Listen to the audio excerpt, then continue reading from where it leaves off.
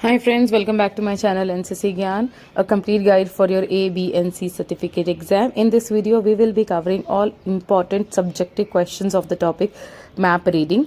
These are important for C certificate, B certificate and A certificate, and this will carry maximum weightage for your part 4 specialized subject.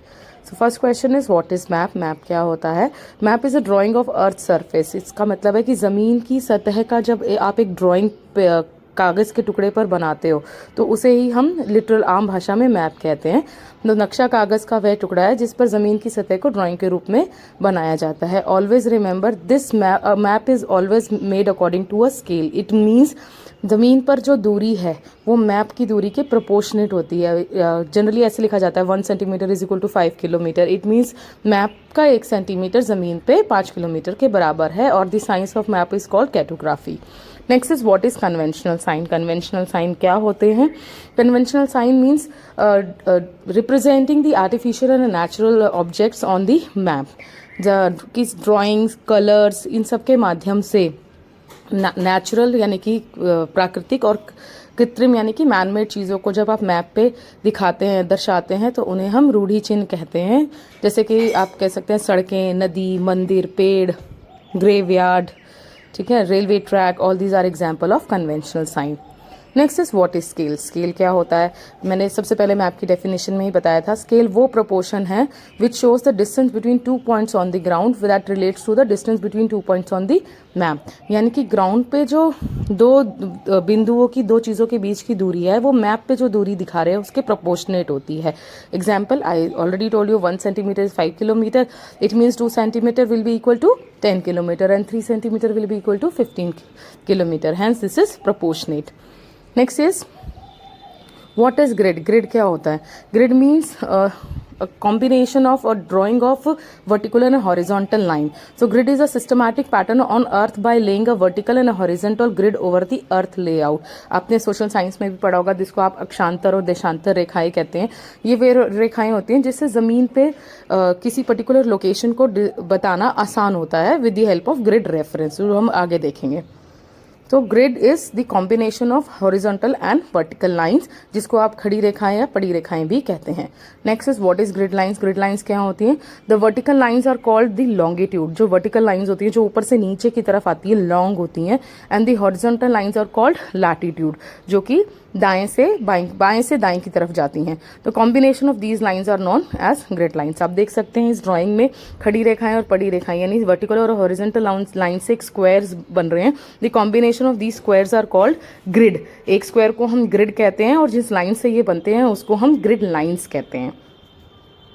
Next is what is easting lines. Easting lines कौन सी होती हैं? Northing lines कौन सी होती हैं?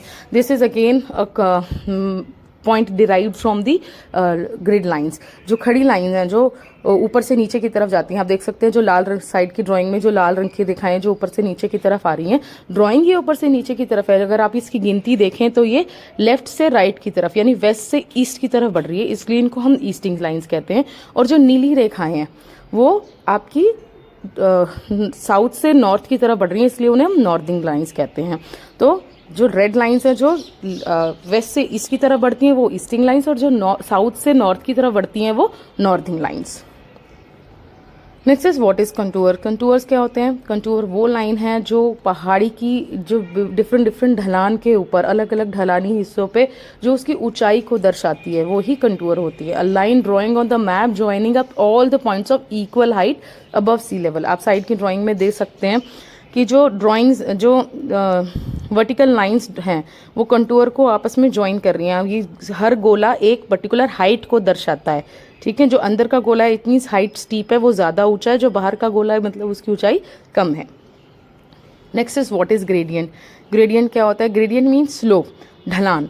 जो पहाड़ी की ढलान होती है उसका जो ज़मीन के साथ जो एंगल बनता है उसको ही हम ग्रेडियंट कहते हैं. यानी कि ग्रेडियंट वह है जो ज़मीन की ढलान को उस कोण के रूप में व्यक्त करती है जो ज़मीनी क्षैतिज के साथ बनाती है. यानी ज़मीन के साथ पहाड़ी की ढलान के द्वारा बनाया गया कोण ग्रेडियंट कहलाता है.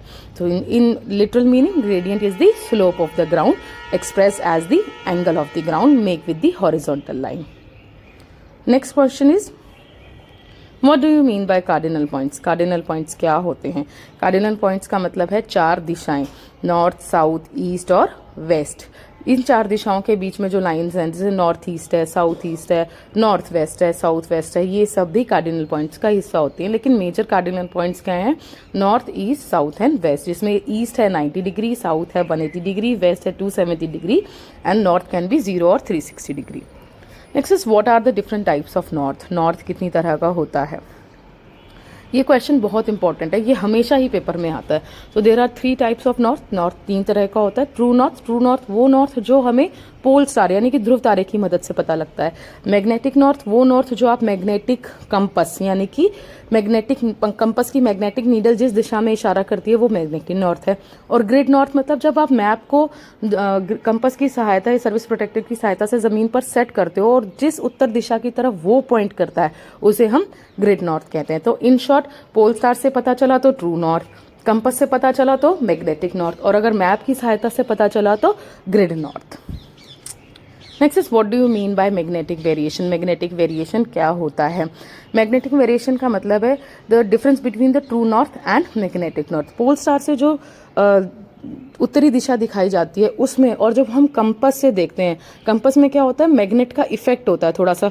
उत्तर की तरफ जो धरती पर चुंबकीय पहाड़ियां हैं उनकी वजह से जो मैग्नेट इफेक्ट की वजह से जो थोड़ा सा स्लाइट डिफरेंस आता है between the magnetic north and the true north is called magnetic variation. उसी को आप मैग्नेटिक वेरिएशन कहते हैं। Next is what do you mean bye grid convergence? Grid convergence क्या होता है?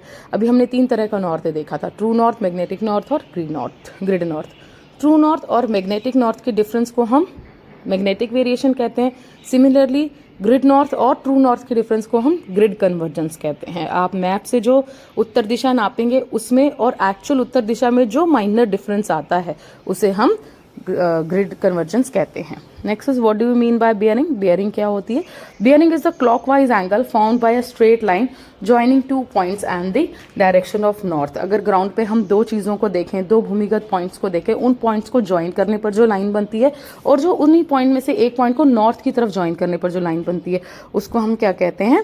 बियरिंग। अभी आप नेक्स्ट उसमें समझ जाएंगे कि इक्वली बियरिंग क्या होता है। यानी कि 2 बिंदु और उत्तर दिशा को मिलाने वाली सीधी रेखा से बनने वाला एंगुलर कोण, ठीक है, is bearing. Next, what are the different types of bearing? Bearing के कितने तरीके होते हैं, कितने प्रकार की होती है? ये सेम है, you can related this with north. अगर नॉर्थ 3 तरह का तो बियरिंग भी 3 तरह की है। Again grid bearing, it is measured on the map with the help of service protector. Magnetic bearing, which is measured with the help of the compass, and true bearing is calculated by finding out the relation of the true north and grid north. जो आप magnetic variation जो generally 2 degree का होता है उससे अब आप जब बेयरिंग कैलकुलेट करते हैं तो वो ट्रू बेयरिंग होती है। तो again there are 3 types of bearing. Next is what is back bearing? Back bearing क्या होती है? बियरिंग होती है कि अपनी जहाँ पे हम देखने, जिस पॉइंट को हम देख रहे हैं, हमने अपनी जगह से उसकी डिग्री, उसके कोण को नापा है कंपास की सहायता से, वो है बियरिंग। लेकिन हम उस पर्टिकुलर पॉइंट से हमारी तरफ का जो एंगल है, ऑपोजिट डायरेक्शन का जो एंगल है, वही क्या कहलाता है?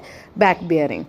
सो बियरिंग यह वस्तु की मूल स्थिति के विपरीत लिया गया असर है, यानी कि कितनी डिग्री का एंगल अपोजिट साइड से आपकी तरफ को बन रहा है वो बैक बियरिंग है। आपकी तरफ से जो उस पॉइंट की तरफ एंगल बन रहा है वो क्या है? Bearing. So there are, next is what are the different types of finding north? North को जानने के कितने तरीके हैं? तो these are many, this is very important question, generally asked in all A, B and C certificate exam. पहला method है watch method, equal altitude method, star, sun, mosque, graveyard, शिवालय और ट्री मेथड। स्टार से कैसे पता लगता है? पोल star से। सन ईस्ट में उगता है उत्तर दिशा में, तो उससे 90 डिग्री एंगल पे आप नॉर्थ पता लगा सकते हैं। इसी तरह मॉस्क, ग्रेवयार्ड और शिवालय, ये सब किस तरफ होते हैं? आप जनरली देखेंगे तो इसका हेड जो है या मंदिर में जो मूर्ति है वो किस तरफ होती है? नॉर्थ की दिशा में। Next is what is service protractor? ये एक ड्राइंग है। सर्विस प्रोटेक्टर क्या होता है? काला या सफेद रंग का एक स्केल होता है जिससे आप मैप को सेट करने में आपकी मदद करता है। तो the service protractor is A Mark 4। This is an instrument use for plotting and measuring bearing on the map. Map के ऊपर डिग्री नापने के लिए हम सर्विस प्रोटेक्टर का इस्तेमाल करते हैं। This is a very important tool for setting up map. With the help of service protector you can lay out the grid north with the true north on the ground.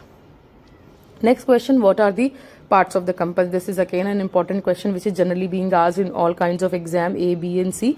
So you can see there are different parts: window, hairline, tongue, lid, hinge, card, notch, arrowhead, lubber line or direction mark. You can be asked about writing the parts of the name of the compass, or you can also be asked about the recognize which part is lying at which place, कि कौन सा हिस्सा कौन सा है, आपको पहचान के लिए भी आ सकता है. जैसे राइट साइड में आप देख सकते हैं जिस ड्राइंग में सारे पार्ट्स की मार्किंग की होगी है.